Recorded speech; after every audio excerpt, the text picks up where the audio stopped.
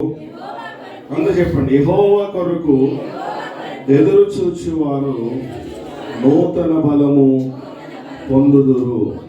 వారు పక్షిరాజు వలె రెక్కలు చాపి పైకి ఎగురుదురు.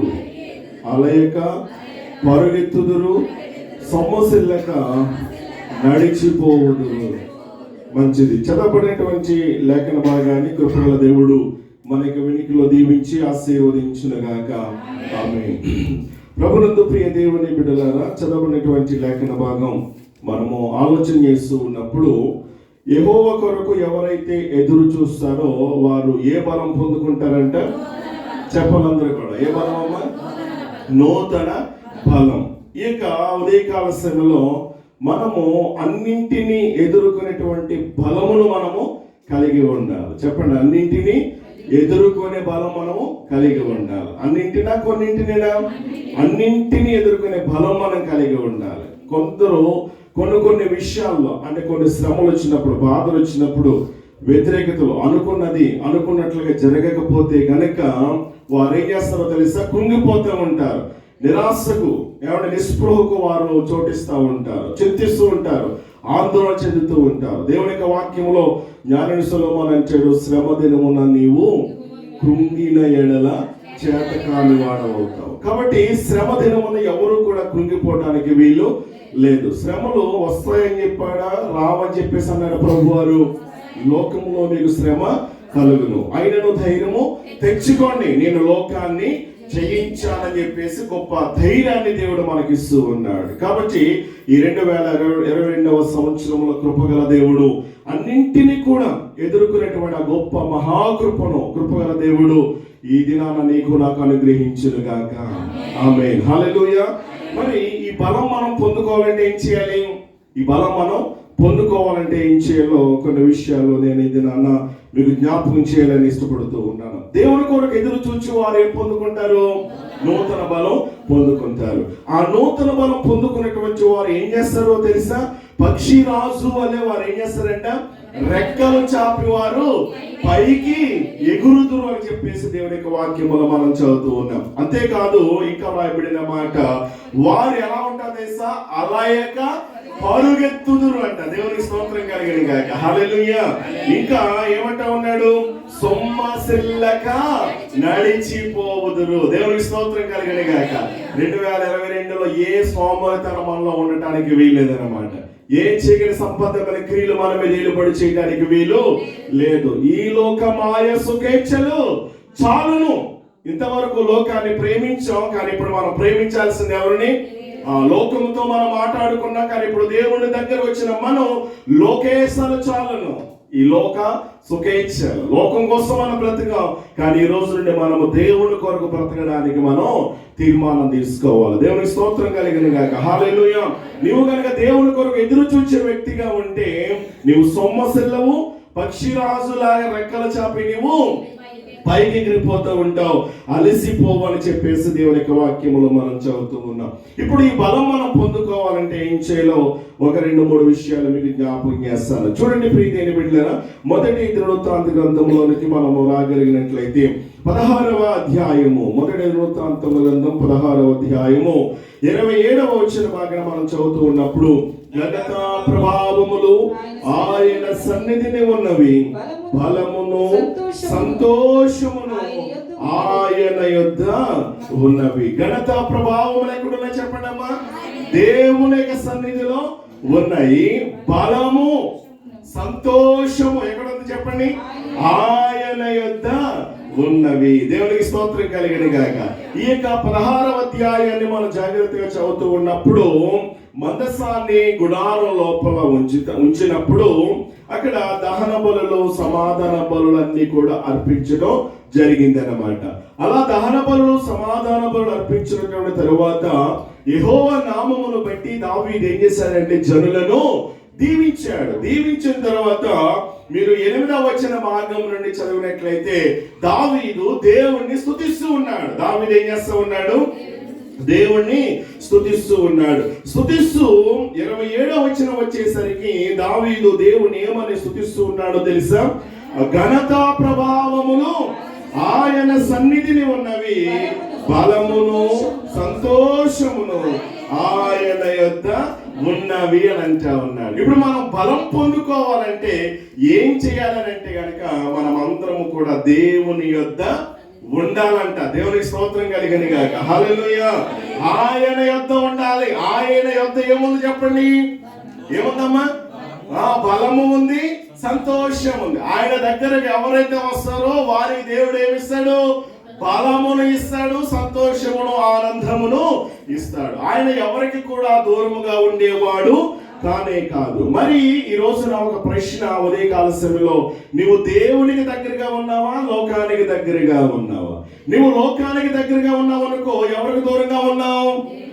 నువ్వు దేవునికి దగ్గరగా ఉంటే నువ్వు ఎవరికి దూరంగా ఉన్నట్టు? కాబట్టి మనం అందరం ఎవరికి దగ్గరగా ఉండాలి? దేవునికి దగ్గరగా ఉండాలి. ఎందుకు దేవుని దగ్గరగా ఉండాలని అంటే ఆయన సన్నిధిలో ఏముంది? మహిమ, ఘనత, ప్రభావములు ఉన్నాయి ఆయన సన్నిధిలో. అంతేకాదు ఆయన యొద్ద బలము ఉంది, సంతోషము ఉంది. దేవునికి స్తోత్రం కలిగిన గాక. 2022లో అన్నింటినీ ఓర్చుకోవాలి, అన్నింటినీ సహించుకోవాలి, అన్నింటినీ తాళుకోవాలి, అన్నింటిలో నువ్వు విజయము పొందుకోవాలి. ఓడిపోయినటువంటి వారంగా మనము ఉండటానికి వీల్లేదు. శ్రమ దినమున మనము కృంగిపోయినటువంటి వారంగా ఉండకూడదు. ఆయన యొద్ద బలం ఉంది, ఆయన యొద్ద ఏముంది?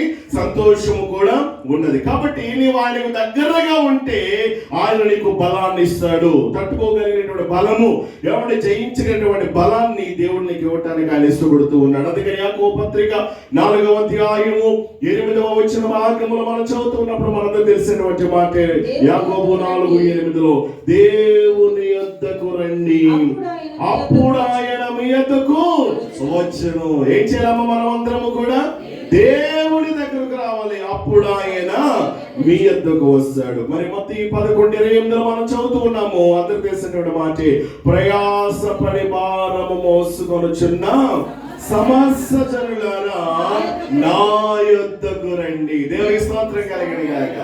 ఆయన రమ్మని పిలుస్తూ ఉన్నాడు. దేవునికి స్తోత్రం. అందుకే నా యొద్దకు వచ్చు వారిని నేను ఎంత మాత్రమును చెప్పండి త్రోసివేయను. మనము ఇప్పుడు ఈ కువైట్ రాజు దగ్గరికి వెళ్ళాలంటే వెళ్ళగలమా?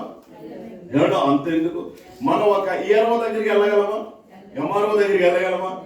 ఎమ్మెల్యే దగ్గరికి వెళ్ళగలమా? వెళ్ళలేము. ఒకవేళ వెళ్ళటానికి ప్రయత్నం చేసామనుకో, వాళ్ళు రాణిస్తారా? రానివ్వరు. ఎందుకని? వారు ఒక హోదాలో ఉన్నారు. వారు ఒక హోదాలో ఉన్నారు కనుక మనం ఏం చేయాలి? వారిని కలవాలంటే ముందుగానే తీసుకోవాలి, పర్మిషన్ తీసుకోవాలి. పలానా రోజున రమ్మని చెప్పేసి అప్పుడు అపాయింట్మెంట్ ఇస్తారు. దాని ప్రకారం ఆ సమయానికి మనం వెళ్ళాలి. కానీ దేవుని దగ్గరకు మరి వీళ్ళందరికంటే గొప్పవాడు మన దేవుడు. దేవునికి స్తోత్రం కలిగిన గాక. హల్లెలూయా. ఎంత గొప్పవాడంటే ఆయన రాజులకే రాజు, ప్రభువులకే ప్రభువు. ఆయన అంత గొప్ప దేవుడు. ఏమన్నాడు తెలుసా? ఇదిగో నీవు ఏ పరిస్థితిలో ఉన్నా సరే, నువ్వు ఎటువంటి కష్టాల్లో ఉన్నా సరే, ఎటువంటి బాధలో ఉన్నా సరే, ఎటువంటి అవమానాలు గుండా వెళుతూ ఉన్నా సరే, లోకం నేను కోరుకోకపోవచ్చు, లోకం నేను ప్రేమించకపోవచ్చు, కొన్నిసార్లు నీ భర్త నీ భార్య నేను ప్రేమించకపోవచ్చు, వారికి నచ్చకపోవచ్చు, నీ బిడ్డలను అర్థం చేసుకోలేకపోవచ్చు, నువ్వు ఎవరికి నచ్చినా నచ్చకపోయినా, నేను ఎవరు కోరుకోకపోయినా, నువ్వు ఎవరికి అవసరం ఉన్నా అవసరం లేకపోయినప్పటికీ నీవు నాకు కావాలంటా ఉన్నాడు. ఎందుకో తెలుసా? ఆయనను ప్రేమిస్తూ ఉన్నాడు కనుక ఎలాంటి పరిస్థితులు ఆయన దగ్గరికి వచ్చినా సరే ఆయనను అంగీకరించడానికి ఆయన ఇష్టపడుతూ ఉన్నాడు. దేవునికి స్తోత్రం కలిగిన గాక. హల్లెలూయా. ఇప్పుడు చూడండి, మన చిన్న బిడ్డలు ఏం చేస్తారో తెలుసా?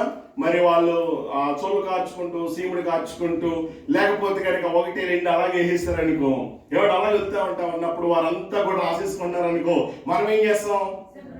అమ్మా వెళ్ళి వెంటనే ఏంటి అదే లక్ష్మి గారు బిడ్డ అయితే చేస్తుంది, అదే మావాడు వచ్చడానికి చేస్తుంది, ఎలా అంటది కదా. ఎందుకని? ఆమె వాడెవరు? ఆమెకు అన్నది. వాడెవడు? ఆమెకు అన్నది. కాబట్టి అంటే ఆమెకు సంబంధం లేనిది ఏం చేయదు, ఆమె కలగ చేసుకోదు. ఆమెకు సంబంధం ఉన్నదే కలగ చేసుకుంటారు. కానీ దేవుడు ఎలాంటి వాడు తెలుసా?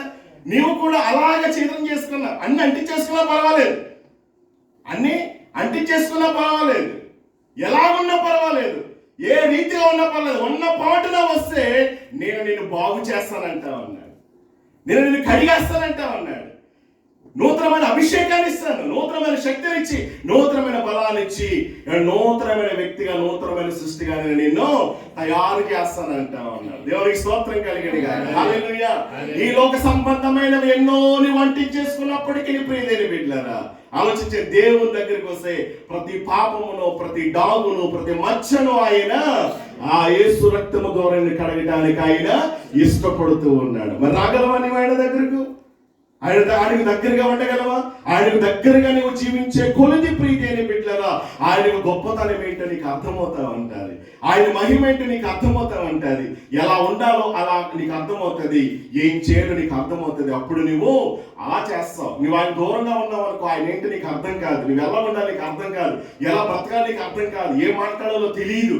కాబట్టి ఆయన దగ్గరగా ఉంటే ప్రతిదీ కూడా నీకు అర్థమయ్యే రీతిలో గోరుముద్దలు తినిపించినట్లుగా, అమ్మ ఇది మంచిది, అది చెడ్డది, ఈ స్నేహం మంచిది, ఆ స్నేహం మంచిది అని చెప్పేసి ప్రతిదీ కూడా అంటారు కదా, అరటి పండు ఒలిచి నోట్లో పెడతాడు అన్నమాట. దేవునికి స్తోత్రం కలిగిన కాదు. ఎప్పుడు నీవు ఆయన దగ్గరకు వచ్చినప్పుడు. నీవు ఆయన దగ్గరకు రాలేదనుకో, ఆయన కలగ చేసుకోడు. దేవునికి స్తోత్రం కలిగిన గాక. హల్లెలూయా. అందుకని సమ్మతించి మీరు నా మాట వినినప్పుడు, అంటే నా దగ్గరికి వచ్చినప్పుడు భూమి యొక్క శ్రేష్టమైనటువంటి విలువైనటువంటి ఆశీర్వాదాలు మీరు అనుభవిస్తారు. లేదా మీరు నా దగ్గరికి రాలేదనుకో, ఖడ్గం ఫాలో అవుతారు, అంతే అంటున్నాడు దేవుడు. కాబట్టి మనము దేవుని యొద్ద ఉండటానికి మనం ఇష్టపడాలి. సాధారణంగా మనం ఏం చేస్తామంటే, మనం ఎవరి దగ్గర ఉండడానికి ఇష్టపడతాం? మనకంటే గొప్పవారితో ఉండడానికి ఇష్టపడతా ఉంటాం, మనకంటే అందంగా ఉన్నటువంటి వారితో ఇష్టపడతాం, మనకంటే తక్కువ స్థాయిలో ఉన్నటువంటి వారితో ఉండడానికి ఇష్టపడతామా? మనకంటే తక్కువ ఉద్యోగం చేసేటువంటి వారితో ఉండడానికి మనం ఇష్టపడతామా? ఇష్టపడతాం. ఎందుకు ఇష్టపడతాం? దేవుని బిడ్డలను ఆలోచించండి.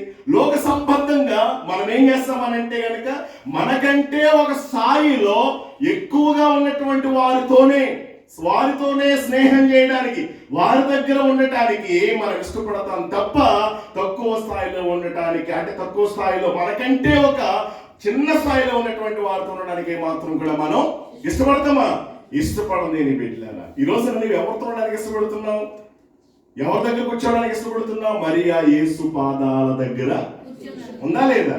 దేవునికి స్తోత్రం కలిగింది కాక. మరి నువ్వు ఎవరి పాదాల దగ్గర వస్తున్నావు? శ్రమ వచ్చింది, బాధ వచ్చింది, ఎవరి పాదాలు పట్టుకుంటున్నావు? ఎవరి వైపు చూస్తున్నాం? ఎవరికి కాల్ చేస్తా ఉన్నాం?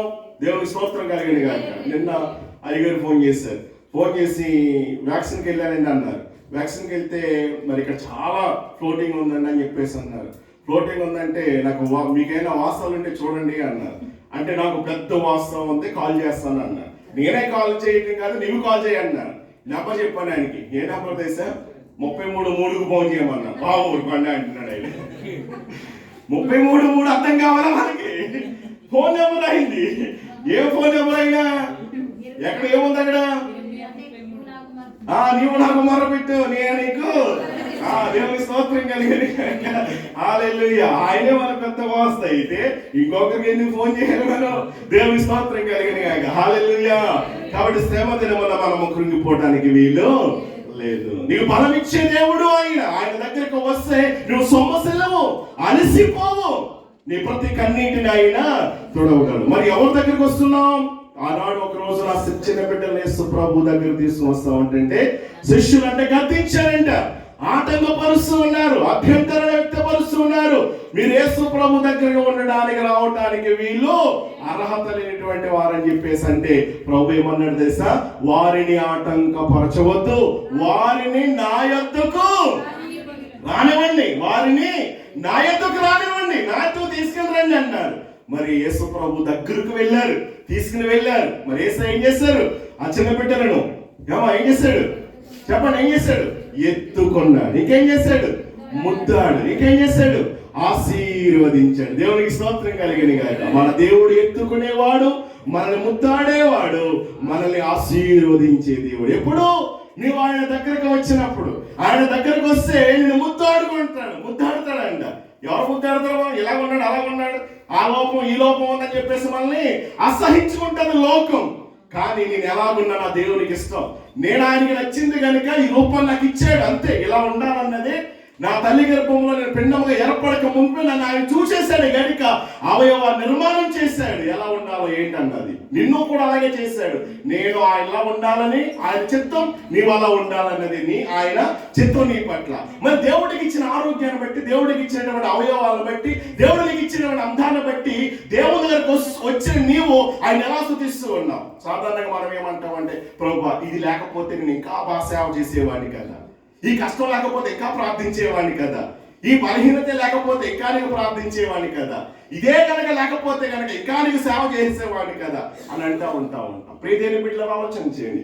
ఈ రోజున దేవుని యొక్క ప్రణాళికలో మనం ఎలా ఉండాలన్నది నీవు పుట్టక ముందుపే, తల్లి గర్భంలో ఏర్పడక మునిపే ఎక్కడున్నామో మనకు తెలియదు. ప్రియదేవుని బిడ్డలారా, ఆ తల్లి గర్భంలో రావటానికి కూడా ఎన్నో కణాలు ఏమండి కొట్టుకున్నాయంట, ఫైట్ చేసాయంట. నేనంటే నేను అని చెప్పేసి ఏ కణానికి దేవుడు అర్హత యోగ్యత ఇవ్వలేదు, కానీ నీకిచ్చాడు. ప్రియదేవుని బిడ్డలారా, నిన్ను పెట్టాడు, అందులో నిన్ను రూపించుకున్నాడు. అందుకే నీవు నన్ను కలుగు చేసిన విధము చూడగా నాకు ఆశ్చర్యం, భయము, వణుకు వస్తా ఉంటావు. ఆలోచన చేయండి. ఆయన దగ్గరకు వస్తే నిన్ను ఎత్తుకుంటాడు, ముద్దాడతాడు, నీ ప్రతి కన్నీటిని ఆయన తుడుస్తాడు. ఎవరు లేనటువంటి అనాథం కాదు మనం దేవుని బిడ్డలారా. లోకం మనం కోరుకోపోవచ్చు, లోకం దృష్టిలో మనం ఎందుకు పనికిరైనటువంటి వారిగా మనం ఉండొచ్చు, కానీ దేవుని దృష్టిలో మనం అందరము కూడా చెప్పండి గొప్పవారు అన్న విషయాన్ని మనం ఎప్పుడు కూడా మర్చిపోవద్దు. దేవునికి స్తోత్రం కలిగిన గాక. హల్లెలూయా. ఆయన ఎత్తుకు తీసుకొచ్చినప్పుడు ఎత్తుకొని దీవించినట్లుగా మనం చూస్తూ ఉంటాం. కాబట్టి ఆయన దగ్గర మనం ఉండాలి. ఆయన దగ్గర లేకుండా దూరంగా వెళ్ళిపోయిన చిన్న కుమారుని యొక్క పరిస్థితి ఏమైందో మనకు తెలుసు. ప్రియదేవుని బిడ్డలారా, 12 సంవత్సరాల రక్తస్రావం కలిగిన స్త్రీ యేసయ్య దగ్గరకు వచ్చి యేసు ప్రభు యొక్క వస్త్రపు చెంగు ముట్టుకుంది. అద్భుతమైన రీతిలో కార్యాన్ని దేవుడు చేశాడు. అంత మాత్రమే కాదు, శతాధిపతి ఆయన యొద్దకు వచ్చి, ఎక్కడికి వచ్చాడమ్మా? వచ్చి ఏమంటా ఉన్నాడు? నా దాసుడు కాబట్టి బాధపడతా ఉన్నాడు, సెలవిమ్ము ప్రభు అని చెప్పేసి అన్నాడు. ఎక్కడికి వచ్చాడు? శతాధిపతి. ఎవరి శతాధిపతి? 100 మంది మీద అధికారిగినటువంటి వాడు. ఎక్కడికి వచ్చాడు? దేవుని దగ్గరికి వచ్చాడు. జక్కయ్య కూడా ఎక్కడికి వచ్చాడు? దేవుని చూడటానికి వచ్చాడు. జక్కయ్య ఎవరు? ధనవంతుడే, ఆస్తిమంతుడే, మంచి ఉద్యోగం ఉంది, ఏది కూడా కొదువు లేదు. కానీ ఎక్కడికి వచ్చారు వీళ్ళు? దేవుని దగ్గరికి వచ్చారు. మరి మనం దేవుని దగ్గర రాగలుగుతున్నామా? ఆలోచించండి ప్రియదేవుని బిడ్డలారా. మనకి చిన్న ఏమండి కాస్త కలిగింది అనుకో, ఇక దేవుడు అంతా కూడా మనం మర్చిపోతాం. నేను ఎందుకు రావాలి దేవుని సన్నిధికి? అసలు నా ఉద్యోగం ఏంటి, నా కులం ఏంటి, నా హోదా ఏంటి, నా పలుకుబడి ఏంటి, సమాజంలో నా ఇంటి దగ్గర ఎంత పేరుందో మీకేం తెలుసు? ఆలోచించండి. వీరందరూ గొప్ప వాళ్ళు దేవుని దగ్గరికి వచ్చినటువంటి వారి జీవితాలు మారిపోయాయి. దేవుడి దగ్గరకు వస్తున్నాం కానీ వచ్చిన మనం దేవుడు ఎలా చెబుతున్నాడు అలా బ్రతకట్లేదు కనుకనే జీవితాలు ఏమవట్లేదు, బాగుపడట్లేదు. దేవునికి స్తోత్రం కలిగిన గాక. చెప్పండి ఒకసారి హల్లెలూయా, హల్లెలూయా. మన వంటి పాపుల్ని దేవుడు ఏం చేశారు చెప్పండి? ప్రేమించాడు గనుక ఈ లోకపేక మాయ సుఖేచ్చలేటమ్మా, చాలు. అందుకే భక్తుడు పాడుతా ఉన్నాడు ఏమని? కాలము పేకు గతించేను, గర్వాందులెడదెగవాయేను. కాలము పేకు గతించేను, గర్వాందులెడదెగవాయేను. ఈ లోకమాయ సుఖేచ్ఛలు, ఈ లోకమాయ సుఖేచ్ఛలు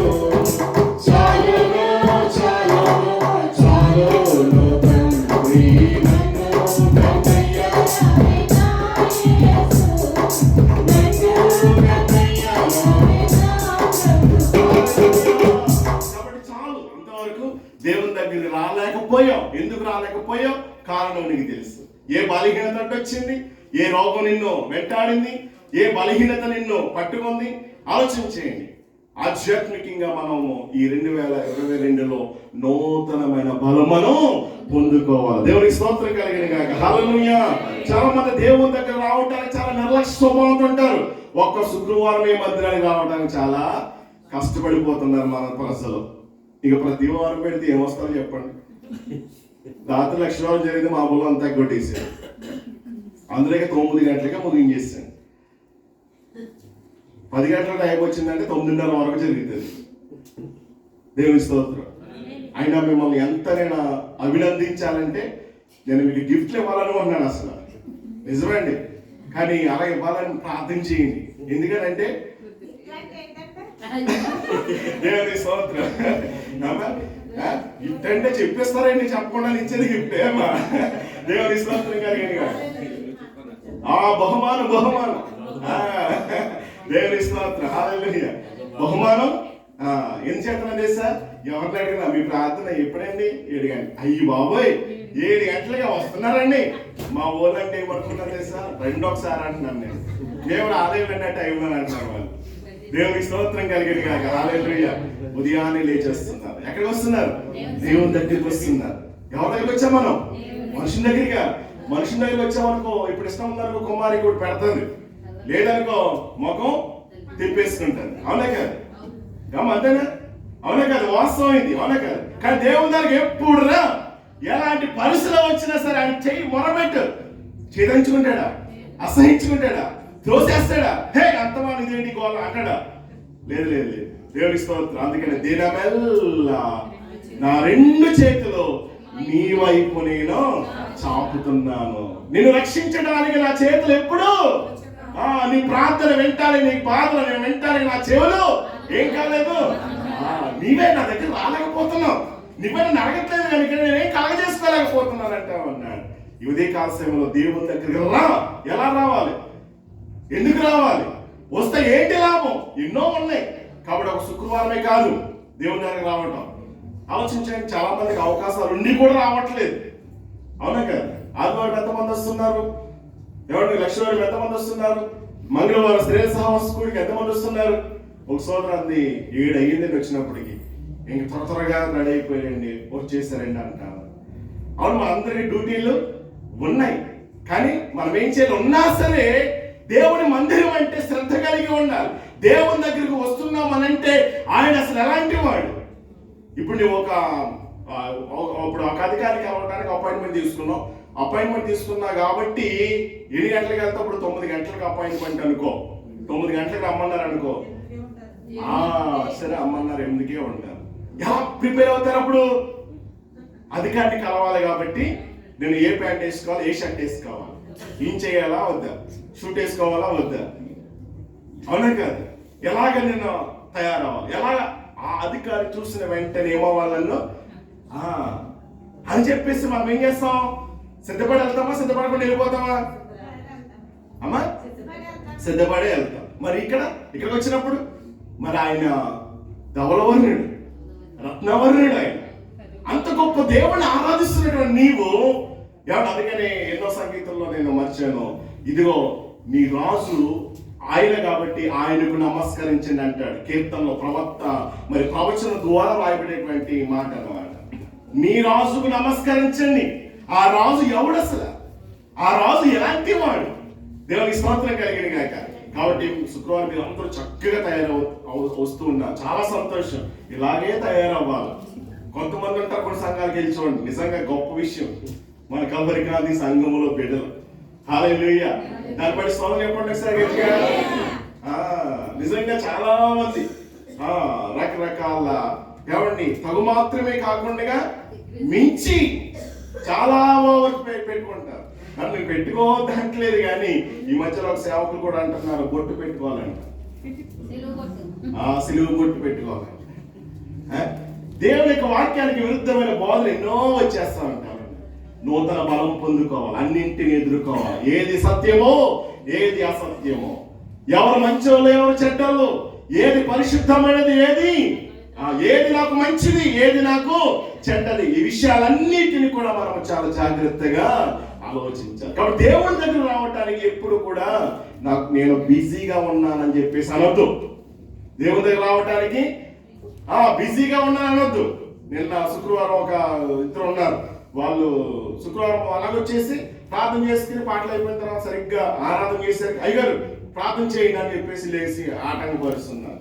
నేను అన్నప్పుడు మీరు వచ్చే వారం నుంచి మందిరానికి రావద్దు. ఎందుకని? మీరు దేవుని సన్నిధి ముఖ్యమా, పని ముఖ్యమా? ఈ రోజు 100 దినాలు వస్తున్నాయని చెప్పేసి నువ్వు దేవుని సన్నిధికి వెళ్ళావు అనుకో, ఏమండి ఏమైపోతాయి? 100 దినాలు ఎందులో కలిసిపోతాయి. అదే 100 దినాలు వస్తున్నాయని చెప్పేసి మానేసి దేవుని సన్నిధికి వచ్చామనుకో, 100+100 తర్వాత మళ్ళా పోండి అయ్యగారు మీరు చెప్పాను నిజమే అని మానేశానండి, వచ్చే వారం నుంచి నేను అలాగే వెళ్ళండి. దేవునికి స్తోత్రం కలిగింది కాక. హల్లెలూయా. అంటే దేవుడు ఇస్తాడు. ఆయన సన్నిధి అంటే ఏంటి? ఆయన సన్నిధిలో ఏముంది? ఆయన సన్నిధిలో ఆయన యొద్ద బలము సంతోషము ఉంది, మహిమ ఘనత ప్రభావములు ఆయన సన్నిధిలో ఉన్నాయి. ఆయన దగ్గరకు వచ్చిన వారందరూ కూడా గొప్ప గొప్ప వ్యక్తులు అయ్యారు. ఏమండి ఇప్పుడు చూడండి, ఫోన్ కనిపెట్టిన వ్యక్తి అయినా, మైక్ కనిపెట్టినోడైనా, ఆ ప్యాడ్ ఏమండి, లేకపోతే నేను వాడే సెల్ ఫోన్ ఏమండి, మనము మన ఇంట్లో ఉండే ఫ్రిడ్జ్ ఏమండి, లైట్లు ఎవరు కనిపెట్టారు చెప్పండి? వాళ్ళు ఎవరు? ఎక్కడ వచ్చారు? వాళ్ళు దేవుని దగ్గరికి వచ్చారు కనుక అద్భుతాలు ప్రపంచానికి వాళ్ళు మన దేవుని దగ్గరికి వచ్చాం కానీ ఏది కూడా సృష్టించలేకపోతున్నాం మనం. ఎందుకని? దేవుని దగ్గర వచ్చిన మన రూపాంతరం చెందాలి, కానీ మన రూపాంతరం చెందట్లేదు. ఈ కరోనా మాత్రం తన రూపం మాత్రం అబ్బాబాబా ఎన్ని రూపాంతరం చెందిపోతా ఉందో, ఎంతగా బలపడిపోతుందో. ఇన్ని వాక్యాలు వింటూ కూడా మనం మాత్రం రూపాంతరం చెందట్లేదు. ఎక్కడ వేసారు గొంగలంటే అక్కడే ఉండిపోయి. అలా ఉండడానికి వీలేదు. 2022లో నీవు రూపాంతరము చెందాలి, బలం పొందుకోవాలి. మనం దేవుని దగ్గర అయ్యా పాస్టర్ గారు ఈరోజు నాకు ఖాళీ లేదండి, లేకపోతే డ్యూటీకి వెళ్ళి వచ్చినండి, అలసిపోయానండి అని చెప్పేస్తే సోమరిగా ఉండొద్దు, నిర్లక్ష్యంగా ఉండొద్దు. దేవుని సన్నిధి అంటే, దేవుని ప్రార్థన అంటే, దేవుని కార్యక్రమం అంటే నువ్వు ముందుండాలా. వాట్సాప్ లో మన గ్రూప్ లో వీడియో పెట్టారు, ఎన్ని గంటలు పెట్టారు చెప్పండి? దేవుని స్తోత్రం. ఫింతస్తులు కూడా శుక్రవారం వచ్చిందంటే వారు లేచి స్నానానికి వెంటనే కొట్టుకుంటారని తెలుసా? మొన్న పాము వేడి నీళ్ళు ఒకడు పని చేయకపోతే వాళ్ళ దెబ్బలు చూడాలి. దేవుని స్తోత్రం కలిగింది. నిజంగా 3 గంటలకు వాళ్ళు వేస్తామన్నారు. ఎంత గొప్ప విషయమో ఆ మాట అన్నప్పుడు. దేవుని సన్నిధి అంటే వారికి ఎంత ఆసక్తి అండి. నిజంగా దేవుని స్తోత్రం కలిగింది కనుక హల్లెలూయా. ఉండాలండి, ఆసక్తి ఉండాలండి, అంతే తప్ప ఇంకా అన్నయ్య గారు ఫోన్ చేసిన తర్వాత అమ్మ ఎక్కడ ఉన్నావంటే అన్నయ్య అనకూడదు. అన్నయ్య నేను బస్సులో ఉన్నాను వచ్చేస్తున్నాను అలా. దేవుని స్తోత్రం కలిగింది కనుక హల్లెలూయా. రజనీ నువ్వు కదా. దేవుని స్తోత్రం కలిగింది కనుక హల్లెలూయా. కాబట్టి 6:30 ఎలా అక్కడ ఉండాలి దేవుని సన్నిధిలో. దేవుని స్తోత్రం కలిగింది కాక హల్లెలూయా. కాబట్టి దేవుని సన్నిధిలో వచ్చిన మనం అందరం కూడా దేవుని దగ్గర రావడానికి మనం ఏం చేయకూడదు చెప్పండి? నిర్లక్ష్యము చూపించకూడదు. పాస్టర్ నాకు ఖాళీ లేదు అనొద్దు. ప్రతి ఆదివారం రావటం ప్రయత్నించేయి. ఏమంటే ప్రతి మంగళవారం రా, ఇంకా ప్రతి లక్ష్మీవారం రా. ట్రాన్స్పోర్ట్ ఉన్నా లేకపోయినా ఏమండి, ట్రాన్స్పోర్ట్ ఉండి రావటం కాదు, ట్రాన్స్పోర్ట్ ఉన్నా లేకపోయినా నా దేవుని కార్యం. దేవునికి స్తోత్రం కలిగింది కాక హల్లెలూయా. నేను అయ్యగారికి ఫోన్ చేశాను, ఎందుకంటే మేము చేసే పనులన్నీ ఒకసారి చెప్పడం మంచిది. అయ్యగారు వచ్చేసి మరి పెందలకాడి సౌండ్ పట్టుకు వచ్చేదంటే అయ్యగారు ఎక్కడో మేము ఉన్న పోపరోలో తమ్ముడు జేమ్స్ మేము రావడానికి చాలా కష్టమేమో అని చెప్పేసి అన్నారు. తర్వాత 6 గంటల ప్రాంతంలో ఫోన్ చేసినప్పుడు ఎక్కడున్నారయ్యా అంటే చచ్చిగడే రవి కోసం వెయిటింగ్ లో ఉన్నామన్నారు. దేవుని స్తోత్రం కలిగింది కాక. ఇంకా రాలేదు తమ్ముడు, తలుపు ఎప్పుడు తెస్తాడా, ఇప్పుడు తీసుకుని వచ్చేయడానికి రెడీగా ఉన్నా. దేవుని స్తోత్రం కలిగింది కాక హల్లెలూయా. ఉండాలంటే దేవుని సన్నిధికి రావటానికి, దేవుని కార్యాలు చేయాలని మనం ఆసక్తి చూపించాలి. చెబితే కాదు, ఇది నీది నాది మనందరిది కనుక, దేవుని కార్యము కనుక, దేవుని పని కనుక మనం అందరం ఆసక్తి కలిగి మనం చెయ్యాలి. ఇందులో పదవులు ఎవరికి ఉండవు, మనమే నువ్వే పెద్ద ప్రెసిడెంట్ ఇందులో. దేవుని స్తోత్రం కలిగింది కాక అవునా కాదా? మనమే గొప్పవాళ్ళమండి, పదవులు ఇచ్చి చేయడం కాదు నేను బిడ్డలారా. కాబట్టి కాదు సంఘంలో ఉన్న నీవు నేను కూడా దేవుని దగ్గరకు రావటానికి ఏ ఆటంకం ఎప్పుడు కూడా చెప్పొద్దు. శుక్రవారంతోనే ఆపేయొద్దు దేవుని సన్నిధి. ఈ కోవిడ్ దేశంలో ఉండటానికి దేవుడు కృప చూపించాడు, అవునా కాదండి? నిజంగా. కాబట్టి ఎంతో అవకాశాన్ని ఇచ్చాడు. లాలూ ప్రసాద్ యాదవ్ చెప్పాడు, ఏమన్నాడు తెలుసా? లాలూ ప్రసాద్ యాదవ్ తెలుసా? ముస్లింల పని అయిపోయింది, తర్వాత మనం చూడాల్సింది క్రైస్తవుల పని. కాబట్టి వారి దగ్గరికి ఎలా వెళ్ళాలి, వారి చర్చిలోకి ఎలా వెళ్ళాలి, బైబిల్ని ఎలా పాడు చేయాలి, క్రైస్తవుని ఎలా అర్థం చేయాలి అని చెప్పేసి వారు ప్లాన్ చేస్తూ ఉన్నాడు. ఇది ఎప్పుడు న్యూస్ తెలుసా? 2 రోజుల క్రితం న్యూసే. ముస్లిం పని అంతం చేసాం మనం, ఇంకా వాళ్ళతో మన సంబంధం లేదు. ఇప్పుడు చేయాల్సిందల్లా కూడా హిందీలో ఉందంటే, అది హిందీలో నేను వేరే వాళ్ళు చెప్తే నేను విన్నాను, అది నాకు హిందీలో రాదు కదా చెప్పట్లేదు అని. వాళ్ళ పని అయిపోయింది, ఇప్పుడు క్రైస్తవుల పని అంట. ఎలా వెళ్ళాలి, ఎలా చెయ్యాలి. మరి ఇలాంటి దినాల్లో దేవుని దగ్గరకు వచ్చి నీవు ఎలా ఉండాలి, దేవుని కోసం ఎలా బ్రతకాలి, నీవు అప్పుడు ఏమంటావు నీవు? నిన్న మొన్న ఎవరన్నారు, ఈ కువైట్ నుంచి బీజేపీ ప్రభుత్వానికి కొన్ని దినాలు, వేల దినాలు వెళ్తారంట, నెలకొచ్చి కొన్ని వేల దినాలు వెళ్తారంట. వాడేమో క్రైస్తవులకి ఫండ్ అంతా కూడా, మిషనరీస్ అంతా కూడా ఆఫ్ చేసేసాడు, వీడేమో దోచేసుకుంటున్నాడు. ఆలోచించండి ప్రీతి, ఎంత దుర్మార్గమో చూడండి. 2042 వరకు వీడే ఉంటాడు అంటండి. ఉంటే వీడి పరిస్థితి ఇప్పుడు ఎలా ఉంటుందో చూడండి. క్రైస్తవం ఏమైపోద్ది? బైబిల్ ఏంటి? వీడు బైబిల్ ఎలా చెయ్యాలి, కాల్చాలి, చర్చిలోకి ఎలా చొరబడాలి, ఎలా చెయ్యాలి, నాశనం చేయాలని లాలూ ప్రసాద్ యాదవ్, ప్రజలందరూ, అధికారులు ఆలోచిస్తూ ఉన్నారు. ఇటువంటి దినాలు దేవుని దగ్గర వచ్చి నీవు ఎలా ఉండాలి? దేవుని కోసం రోషం కలిగి బ్రతుకుతావా, లేకపోతే కనుక వారితోనే కలిసిపోతావా? అందుకే దేవుని దగ్గర వచ్చి నీవు శ్రమ అయినా, బాధ అయినా సరే ఆయన కోసం ఆఖరి శ్వాస విడిచేంత వరకు నీవు బ్రతకాలండి. దేవుడు అంటే మామూలు విషయమా? దేవుని చరిత్రలోనే దీనికి ఎదురుతిరిగినటువంటి వారు కనుమరుగైపోయారు అనుకో, అది వేరే విషయం. ఎవరిని త్రోసయ్యాలో, ఎవరిని కూర్చుంటే పెట్టాలో అది దేవుని యొక్క ప్రణాళిక. లోకం అంటా ఉంది 42 వరకు మోడీ అని చెప్పేసి, దేవుడు తలుచుకుంటే ఇప్పుడే వాడిని లేపేసి ఇంకొకరిని ఆయన ఆ స్థానంలో కూర్చుండబెడతాడు. రాజ్యము, బలము, ఏమంటే సర్వాధికారము ఆయన చేతిలో ఉన్నాడు. కానీ క్రైస్తవుడిగా నీవు చేయాల్సింది నీవు చెయ్యి. ఇలాంటివి ఎన్నో వస్తా ఉంటాయి, అయినా సరే నువ్వేం చేయకూడదు చెప్పండి? దేవుని దగ్గర నుండి దూరంగా వెళ్ళిపోకూడదు. దేవునికి స్తోత్రం కలిగింది కాదు. హల్లెలూయా. కాబట్టి దేవునికి దగ్గరగా ఉంటే మనము బలం పొందుకుంటాం. కాబట్టి దేవునికి దగ్గరగా మనం ఉండాలి, లోకానికి మనం దూరంగా ఉండాలి. దేవునితో స్నేహం చేయాలి, లోక స్నేహాన్ని మనం ఏం చేయాలా? అసహించుకోవాలి. ఎందుకని? ఈ లోక స్నేహము దేవుని దృష్టికి వైరము, విరోధము. కాబట్టి లోక స్నేహంతో మనకు సంబంధము లేదు. అంతేకాదు, మనము నూతన బలం పొందుకోవాలంటే ఏం చేయాలి? రెండవ మాట చూడండి, దినవృత్తాంతముల మొదటి గ్రంథములో నుండి మరొకసారి ఒక మాట జ్ఞాపకం చేస్తారు. 22వ అధ్యాయము 13వ వచన భాగం చదువుతాం. 22వ అధ్యాయము 13వ వచన భాగం. యెహోవా ఇశ్రాయేలీయులను గూర్చి మోషేకు ఇచ్చిన కట్టడల ప్రకారముగాను ఆయన తీర్చిన తీర్పుల ప్రకారముగాను జరుపుకొనుటకు నీవు జాగ్రత్త పడిన యెడల నీవు వృద్ధి పొందుదువు. ధైర్యము తెచ్చుకొని బలముగా ఉండము, భయపడకుము, దిగులు పడకము. ఇదిగో దేవుని స్తోత్రం కలిగిన గాక. హల్లెలూయా. అక్కడ వృద్ధి పొందుతావు, బలంగా ఉంటావు, ధైర్యంగా ఉంటావు, భయపడద్దు, దిగులు పడద్దు అని దేవుడు ఇశ్రాయేలు ప్రజలతో మాట్లాడుతూ ఉన్నాడు. ఎప్పుడు వృద్ధి పొందుతాం, ఎప్పుడు మనకు బలం ఉంది అని అంటే గనుక మొట్టమొదటి చెప్పండి, ఒకటి ఆయన యొద్ద ఉండాలి. ఎవరి యొద్ద ఉన్నామా? మనుషుల యొద్ద మనం ఉన్నామనుకో ప్రయోజనం ఉందా? లేదు. మరి ఆ దేవుని దగ్గర ఉన్నది కనుకే ఉత్తమమైనది ఆమె ఏర్పాటు చేస్తుంది. 2022లో మనం కూడా ఉత్తమమైనది ఏంటో మనం దాన్ని కోరుకుని దానినే మనము హత్తుకొని ఉండాలి. అంతేకాదు, మరొక మాట చెప్పి కాస్త ముందుకు వెళ్తాను, జాగ్రత్తగా వినండి. రూతు కూడా తన జీవితంలో ఎన్నో కష్టాలు, యవన ప్రాయంలోనే భర్తను కోల్పోయినప్పటికీ కూడా అత్తతో ఉండటానికి, అత్త ఏ దేవుణ్ణైతే ఆరాధిస్తుందో ఆ దేవుని ఆరాధించడానికి, ఆ క్రైస్తవులతో ఉండటానికి ఆమె ఇష్టపడలేదు కనుకనే ఆమె జీవితం, జాతకం అంతా కూడా ఏమైపోయింది? మారిపోయిందా లేదా? కారణం, దేవునితో ఉండడానికి వీళ్ళు ఇష్టపడ్డారు. ఇంత జ్ఞాపకం చేశాను, తప్పిపోయిన కుమారుడు తండ్రి దగ్గర ఉండలేదు, దూరంగా వెళ్ళిపోయినాడు. ఏం జరిగింది? నష్టం అనుభవించాడు. తర్వాత ఎక్కడ ఉండడానికి ఇష్టపడ్డాడు? తండ్రి దగ్గర ఉండటానికి ఇష్టపడ్డాడు గనుక తండ్రి ఏం చేశాడు? చేర్చుకుని ఏం చేశాడు? పోయిన సంతోషాన్ని తిరిగి ఇచ్చాడు. అప్పటి వరకు కూడా కుమారుడు ఉన్నాడు. ఏ కుమారుడు? పెద్ద కుమారుడు. అప్పటి వరకు ఇంట్లో ఉన్నాడు, నాన్నతో ఉన్నాడు, నా చెప్పింది చేశాడు.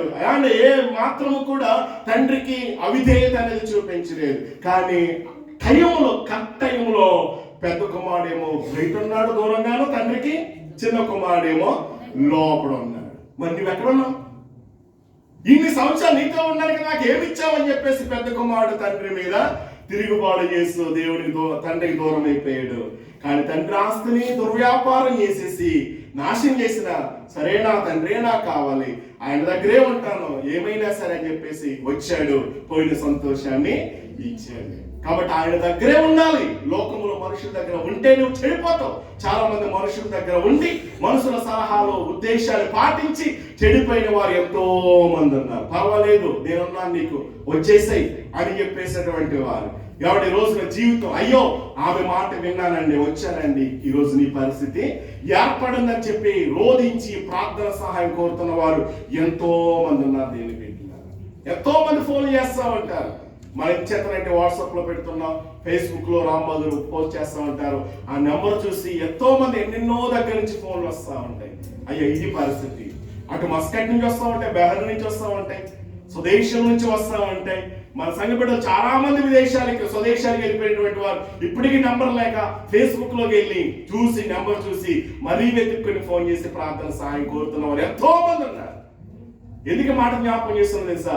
దేవుని దగ్గరకు వస్తే చెడిపోయిన వాడు ఎవడు కూడా, దేవుని దగ్గర రాకుండా చెడిపోయిన వారు ఎంతో మంది. దేవుని దగ్గరకు వచ్చిన వారు గొప్ప గొప్ప శాస్త్రవేత్తలుగా, ఇంజనీర్లుగా మిగిలిపోయారండి, డాక్టర్స్ గా మార్చబడ్డారండి. ఈ రోజు నువ్వు దేవుని దగ్గరకు వచ్చిన నీవు ఎలా ఉండాలి నీకు అర్థం కావట్లేదు కనుకనే నీ జీవితంలో ఆశీర్వాదం పొందుకోలేకపోతున్నావు. ఒకటి ఆయన దగ్గర ఉండాలి, రెండవ ఏంటో తెలుసా? వృద్ధి పొందుతావు, బలంగా ఉంటావు, ధైర్యంగా ఉండు. ఎప్పుడు అని అంటా ఉన్నాడు తెలుసా? అక్కడ మరొకసారి చదువుతారా? 22:13. యెహోవా ఇశ్రాయేలును గూర్చి, చూడండి, యెహోవా ఇశ్రాయేలు గురించి మోషేకు ఇచ్చిన కట్టడల ప్రకారం, చూడండి, కట్టడల ప్రకారంగాను ఆయన తీర్చినటువంటి తీర్పుల ప్రకారముగాను జరుపుకొనుటకు, చూడండి, జరుపుకొనుటకు జాగ్రత్త పడిన యెడల సరిపోతుంది. నీవు జాగ్రత్త పడితే ఏ విషయంలో జాగ్రత్త పడాలా? ఏ విషయంలో జాగ్రత్త పడాలమ్మా? ఆయన నియమించిన కట్టడలు, న్యాయ విధులున్నాయి, తీర్పులున్నాయి, ప్రమాణములున్నాయి. కాబట్టి వాటిని అనుసరించడానికి నీవు నేను కూడా జాగ్రత్త పడితే మనం ఏమవుతామో తెలుసా? చెప్పండి, ఏమవుతాం? వృద్ధి పొందుతాం, బలంగా ఉంటాం. ఎప్పుడు వస్తుంది బలం? దేవుని వాక్యాన్ని మనం విన్నప్పుడు, దేవుని యొక్క ఆజ్ఞల ప్రకారంగా మనం పాటించినప్పుడు. దేవుని బిడ్డలారా చూడండి, నేను సారిసారిగా చెబుతూ ఉంటాను, ఎప్పుడు కూడా రోడ్డు మీద మనం ప్రయాణాలు చేసేటప్పుడు కొన్ని హెచ్చరికలు మనం వినబడవమ్మా మనకి అమ్మా? ఇప్పుడు చూడండి, రోడ్డు మీద మీరు ప్రయాణం చేస్తుంటే ఎల్ఈడి తోటి స్క్రీన్ మీద పెద్ద ఎల్ఈడి ఉంటుంది, దాని మీద అక్షరాలు వస్తా ఉంటాయి. ఏ అక్షరాలు వస్తాయి? ఇప్పుడు చదివారా? స్పీడ్. మొన్న అన్నయ్య గారు స్పీడ్ ఎంత అనుకుని కొంచెం వెళ్ళేసరికి కెమెరా కొట్టేసింది. ఆలోచించే, అంటే స్పీడ్ ఎంత ఉందో అంతలో వెళ్ళాలి, లేకపోతే ఏమైంది? కెమెరాకి ఎక్కడున్న కొల్లండి, అయ్యో కారు దాడుతుండే చాలు వెళ్ళి అలా వచ్చేస్తుంది అంతే. ఆ కారునే కొడుతుంది, దానికంటే వెనకాల ఇంకో కారు వస్తుంది. ఆలోచించి, ఆ కారు కొడుతుందంటే కనుక ఏ కారు అయితే దాటిందో, గీత దాటిందో ఆ కారుని దేవుని స్తోత్రం కలిగిన కాక. అంటే ఇవన్నీ కూడా ఆజ్ఞ ప్రకారంగా వాడు టైమింగ్ ఏం చేశాడు? ఫిక్స్ చేసేసి అందులో పెట్టేశాడు అంతే. అబ్రహాం గారు ఎక్సలెంట్ ఉంది కదా అని చెప్పేసి తొక్కడానికి ఆయన ఏమొద్దామంట కొట్టేస్తుంది. తర్వాత ఆయనకే నష్టం, జీతం ఇచ్చేటప్పుడు కట్టాల్సిన పరిస్థితి ఏర్పడుతుంది. చూడండి, అప్పుడు ఎల్ఈడి దగ్గర ఇదిగో బెల్ట్ వేసుకో, సీట్ బెల్ట్ ధరించని చెప్పేసి సేఫ్టీ కోసం అని చెప్పేసి పెద్ద పెద్ద ఎల్ఈడి రెడ్ అక్షరాలతోటి అలాగా మనకి గవర్నమెంట్ వారు ఇస్తున్నారా లేదా? మరి ఇచ్చినప్పుడు ఏం చేయాలి మనం? ఇప్పుడు సీట్ బెల్ట్ లేకుండా ఎవరు? నారాయణ విద్యా సంస్థలు ఆయన కుర్రోడు కార్ అంట. ఎలాంటి కార్ అంటండి? ఏం కార్ అంటే అది? ఏ యాక్సిడెంట్ జరిగినా అసలు పోడంట. కానీ ఎందుకు పోయాడంటే బెల్ట్ ఎట్టుకోలేదు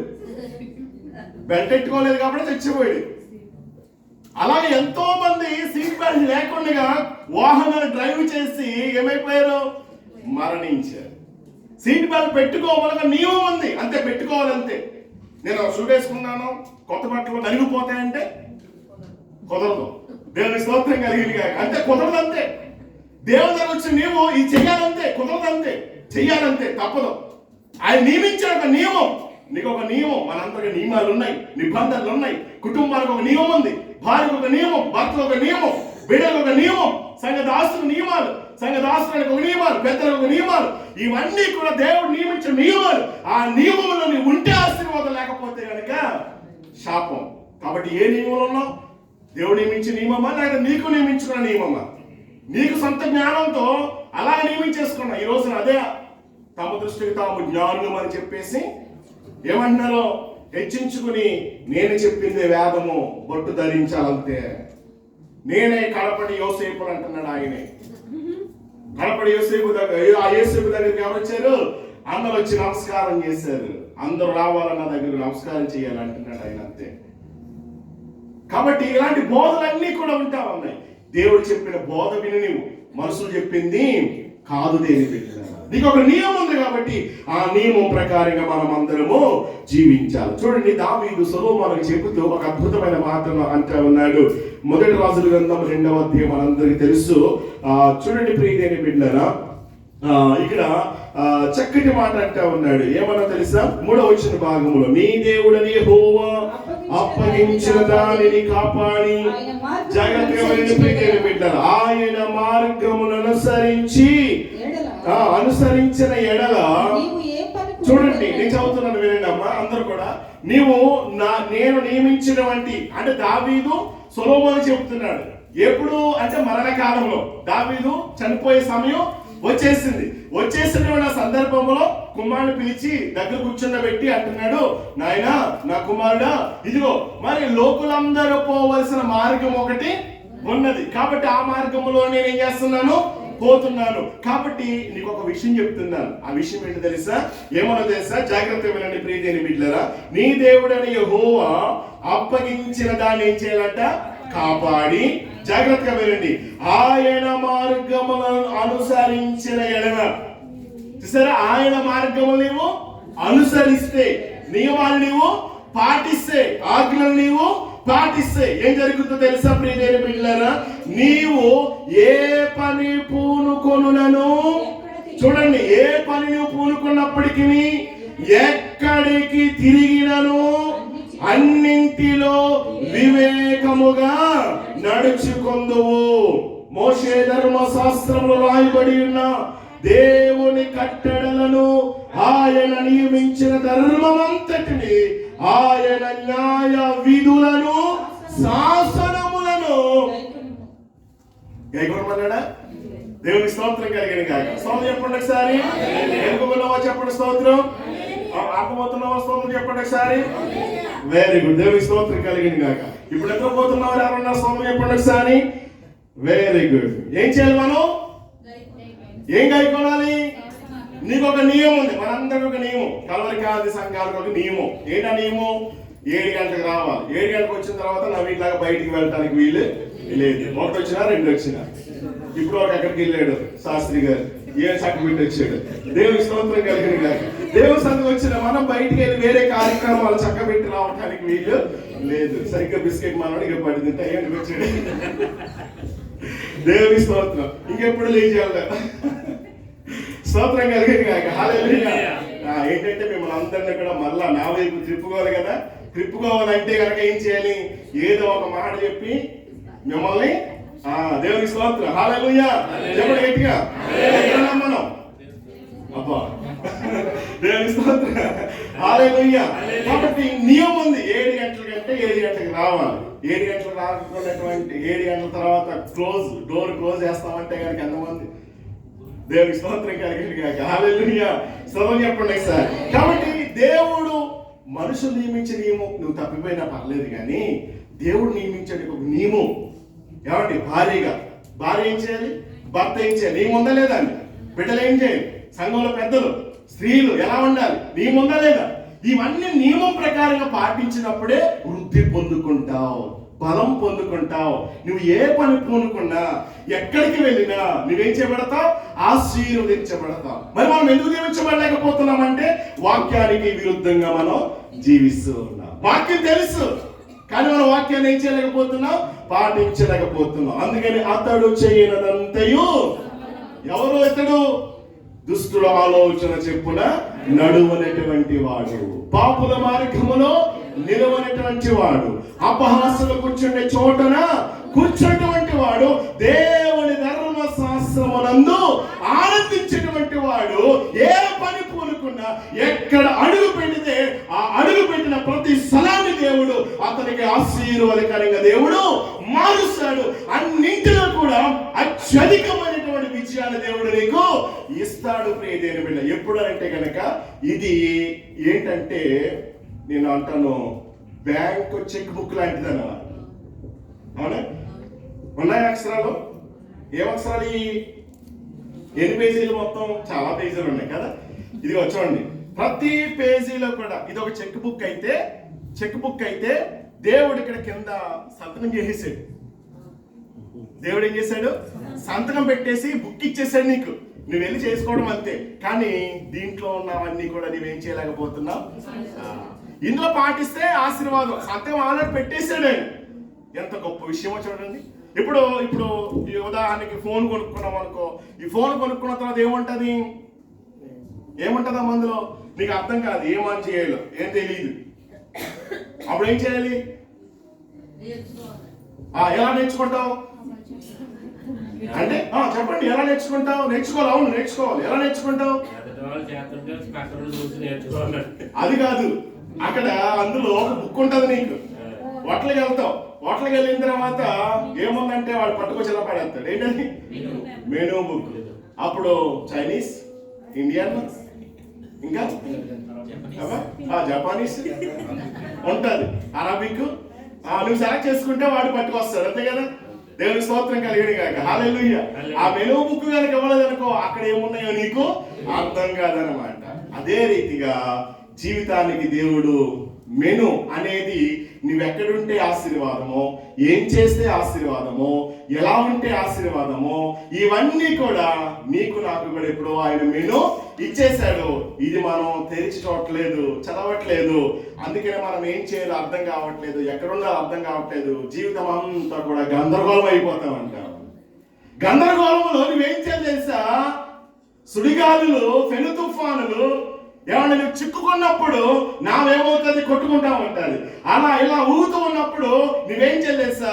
ఈ మెను దగ్గరికి వచ్చేసి, ప్రభా ఈ సుడిగాలు వచ్చింది, ఈ వర్షం వచ్చింది, ఈ తెగులు వచ్చింది, ఏం చేయాలి? ఇదిగో నిన్ను స్వస్థపరచు యెహోవాను నేనే. భయపడద్దు. ఎంత గొప్ప దేవుడు. దేవుని స్తోత్రం కలిగిన కాక. భయపడకము, దిగులు పడద్దు. నేను నీ దేవుడును, నీ సహాయం చేయవాడను నేను. నీ కుడి చెయ్యి నేను ఏం చేశాను? పట్టుకొని ఉన్నాను. అబ్బా ఎంత గొప్ప దేవుడు చూడండి. ఆయన మన కుడి చెయ్యిని పట్టుకున్నాడంట. వివాహంలో కుమార్తె తల్లిదండ్రులు ఏం చేస్తారు? అబ్బాయి చేతిలో కుడి చెయ్యి పట్టుకుని వెళ్ళి అబ్బాయి కుడి చేతిలో పెడతారు. ఎందుకని? అబ్బాయి ఇంతవరకు మేము పట్టుకున్నాం, మేము నడిపించాం, కాబట్టి ఇప్పటి నుంచి మోయాల్సినంత బాబు నీవేరా బావా, మంచిగా నడిపించు అని చెప్పేసి ఇచ్చినప్పుడు కుమార్తెకు, ఆ పెళ్లి కుమార్తెకు ధైర్యం అన్నమాట. ఏంటో తెలుసా?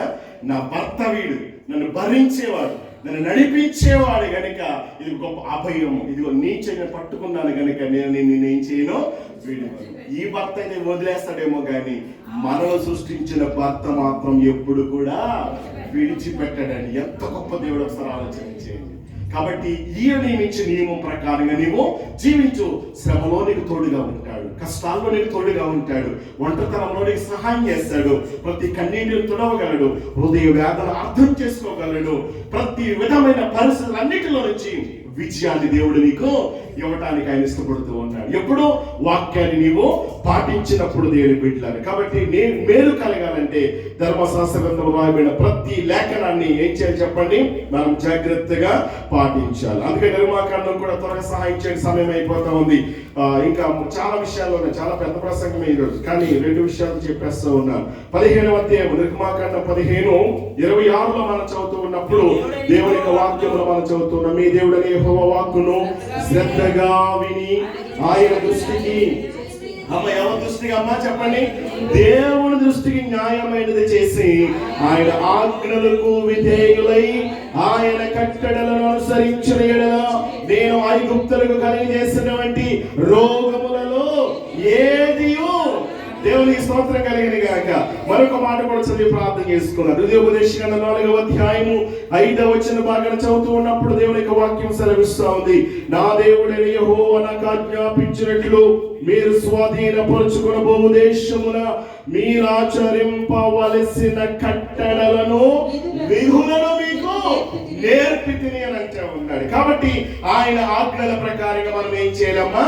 జీవించాలి. అందుకని మొదటి సామెత గ్రంథం చదివితే నా కుమారుడా అంటాడు. నా కుమారుడు అన్నాడంటే ఇదిగో నీ తల్లి చెప్పే బోధను త్రోసివేయద్దు. 2వ అధ్యాయంలో నా కుమారుడా నా ఉపదేశాన్ని మర్చిపోవద్దు. 3వ అధ్యాయంలో నా కుమారుడా నా బోధను త్రోసివేయద్దు. 4వ అధ్యాయంలో నా కుమారుడా ఇదిగో నేను చెప్పే ఉపదేశాన్ని కూడా నీవు జాగ్రత్తగా విను. 5వ అధ్యాయంలో నా కుమారుడా ప్రారంభములోనే, 6వ అధ్యాయం ప్రారంభములోనే, 7వ అధ్యాయం ప్రారంభంలో ఇలాగా జ్ఞాని సొలొమోను ఏమని సంఘాన్ని దేవుడి బిడ్డలను మరణ చేస్తూ ఉన్నాడు. ఇదిగో నీవు నా మాట వింటి ఆశీర్వాదం నీకని చెప్పేసి అద్భుతమైన రీతిలో దేవుడు మనతో మాట్లాడుతూ ఉన్నాడు. కాబట్టి బలం పొందుకోవాలంటే ఏం చేయాలి? 1 దేవుని యొద్ద ఉండాలి. 2 ఆమె ఏంటి? 2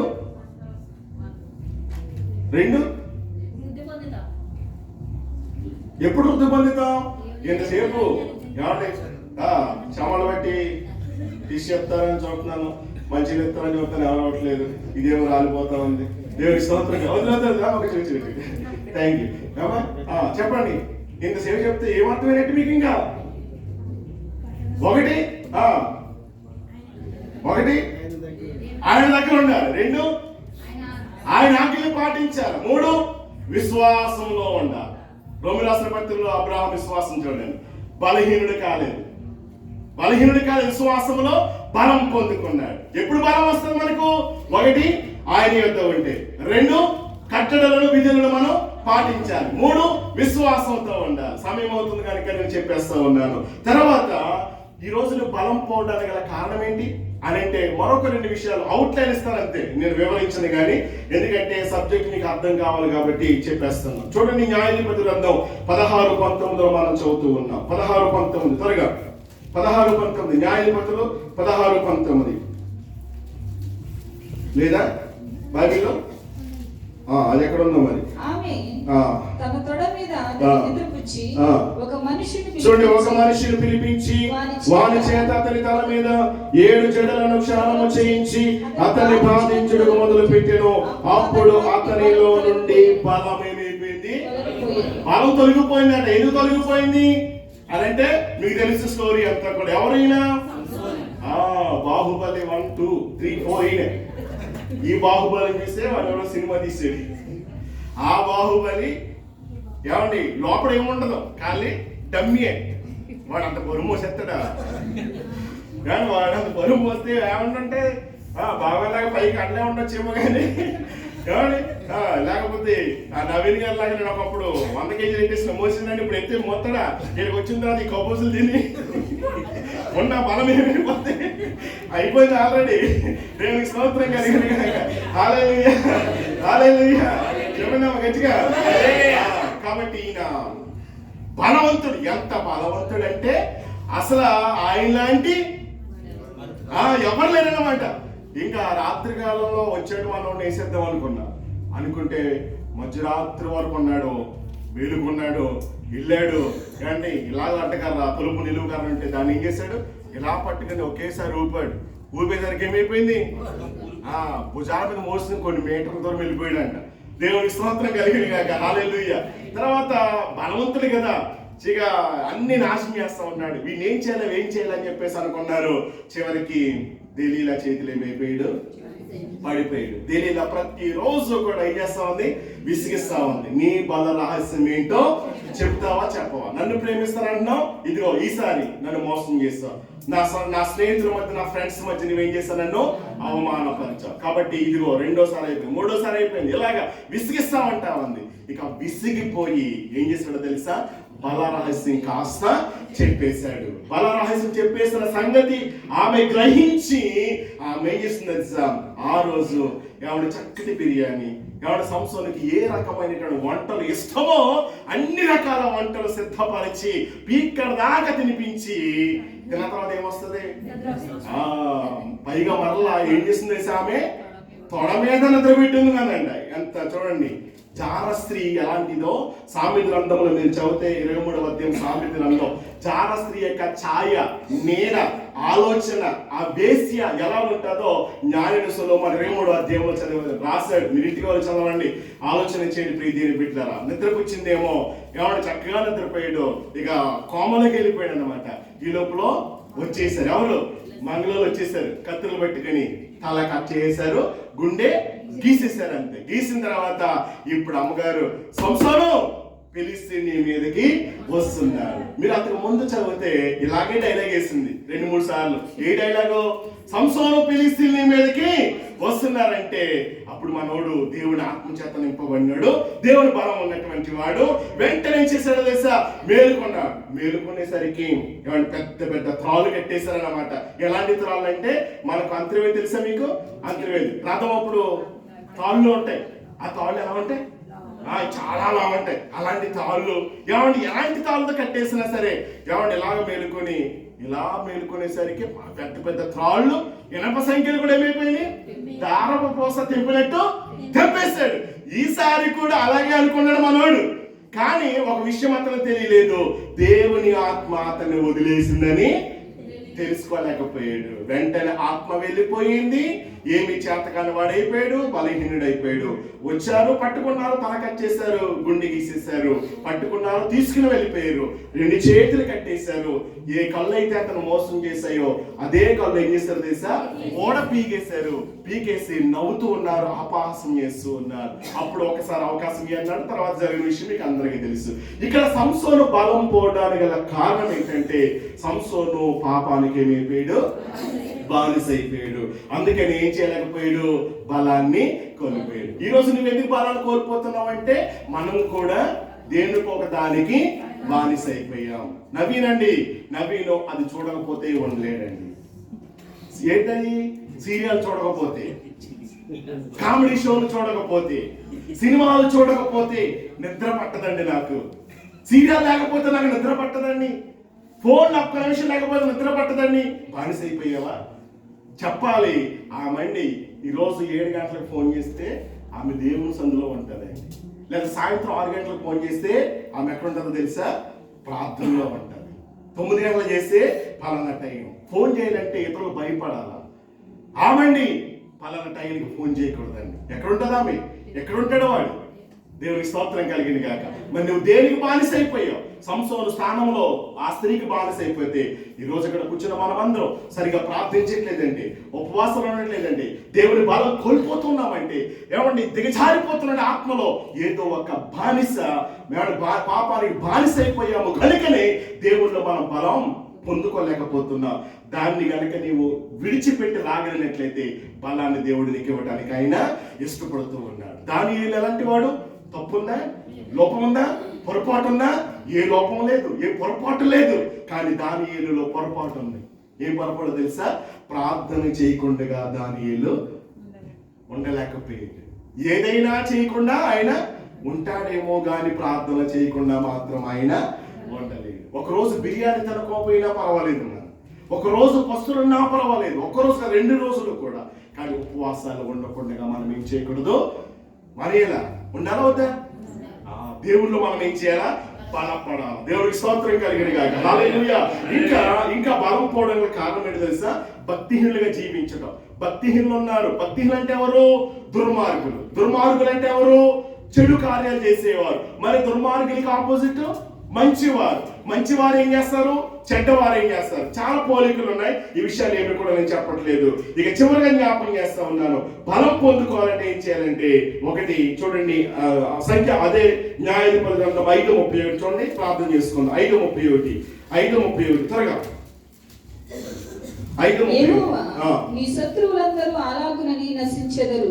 ఆయనను ప్రేమించు ఆయనను ప్రేమించువారు బలముతో ఉదయించు సూర్యుని వలె. చెప్పని మాట నాతో పాటు. ఆయనను ప్రేమించువారు బలముతో ఉదయించు. ఎలా ఉంటారంటమ్మా? సూర్యుని వలె ఉంటారంట. సూర్యుని చూడండి, ఇప్పుడు చూడగలమా మనం? మధ్యాహ్నం మనం అలా ఉండాలి. అలా ఉండాలంటే ఎలా ఉండాలి? ప్రకాశించాలంటే అమ్మా ఆయన ప్రేమించాలి. దేవునికి స్తోత్రం కలిగిన గాక. ఇప్పుడు బలం పొందుకోవాలంటే ఏం చేయాలి? ఒకటి, ఆయన దగ్గర ఉండాలి. రెండు, ఆయన మాట వినాలి. మూడు, విశ్వాసం ఉంచాలి. బలం పోవడానికి కారణం ఒకటి, పాపానికి బానిస అవటం ద్వారా. రెండవది దుర్మార్గంగా జీవించడం ద్వారా. ఇంకా చాలా విషయాలు ఉన్నాయి. ఇక బలం పొందుకోవాలంటే మనం ఏం చేయాలి? యెహోవా కొరకు ఎదురు చూచేవారు నూతన బలం పొందుకుంటారు. నూతన బలం పొందుకోవాలంటే మనం ఏం చేయాలి? ఆయనను ప్రేమించేవారు ఎలా ఉంటారమ్మా? సూర్యుని వలె ఉంటారు. యెహోవాను ప్రేమించేవారు, దేవుని కొరకు ఎదురు చూచేవారు సొమ్మసిల్లిపోరు, అలసిపోరు, పరుగెత్తుతారు. మరి సొమ్మసిల్లిపోయావా నువ్వు? ఎందుకు సొమ్మసిల్లిపోయావు? ఎందుకు అలసిపోయావు అంటే వారి వైపు వీరి వైపు నీవు చూసావు, దేవుని వైపు చూడలేకపోయావు. దేవుని వైపు చూసేటువంటి ఆ కుంటివాడు ఏమైపోయాడు? నడవగలిగాడు. దేవుని చూడాలనుకున్నటువంటి జక్కయ్య మారిపోయాడు. ఆలోచించండి ప్రీతి. దేవుని దగ్గరకు వచ్చిన సమరయ స్త్రీ ఏమని ఆలోచించండి. దేవుడు అతని దగ్గరికి వెళ్ళాడు. మరి పాపాత్మురాలు ఒక బుడ్డితో దేవుని దగ్గరికి వచ్చింది. సీమోని ఇంటిలో ఉన్నాడని చెప్పేసి, సీమోని ఇంటిలో ఉన్నాడని తెలుసుకున్నటువంటి ఆమె ఆయన కత్తెర పట్టుకొచ్చి దేవుని పాదాల దగ్గర ఏమన్నా అత్తరు పోసి కన్నీటిలో తడిపి ఏమన్నా తల వెంట్రుకలు తుడుస్తూ తన పాపాన్ని ఒప్పుకుంటా ఉంది, పశ్చాత్తాపడతా ఉంది. అంతగా దేవుడిని ప్రేమించింది కనుక విస్తారమైన పాపములను దేవుడు ఏం చేశాడు? క్షమించాడు. ఈ ఉదయకాల సమయంలో నీ ప్రతి పాపాన్ని ఆయన క్షమించడానికి ఆయన ఇష్టపడుతూ ఉన్నాడు. నేను ప్రారంభంలో జ్ఞాపకం చేశాను, మన శరీరం, మన ఆధ్యాత్మిక జీవితంలో ఎన్ని రీతిలుగా మనము పాపములు చేసి అంటించుకున్నప్పటికీ ఆలోచన చేయండి.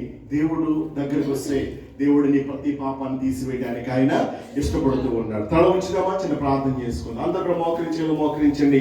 చిన్న మాట ప్రార్థన చేసుకుందాం. ఈ ఉదయకాల సమయంలో ప్రకటించబడినటువంటి దేవుని యొక్క మాటలు జ్ఞాపకం చేసుకుందాం ఒకసారి. ఈ రోజున నీ యొక్క జీవితం ఎలాగుంది? దేవుని కొరకు ఎదురు చూడాల్సినటువంటి నీవు, దేవుణ్ణి ప్రేమించాల్సి నీవు దేవుణ్ణి ప్రేమించలేకపోతూ ఉన్నావేమో. దేవుని దగ్గరకు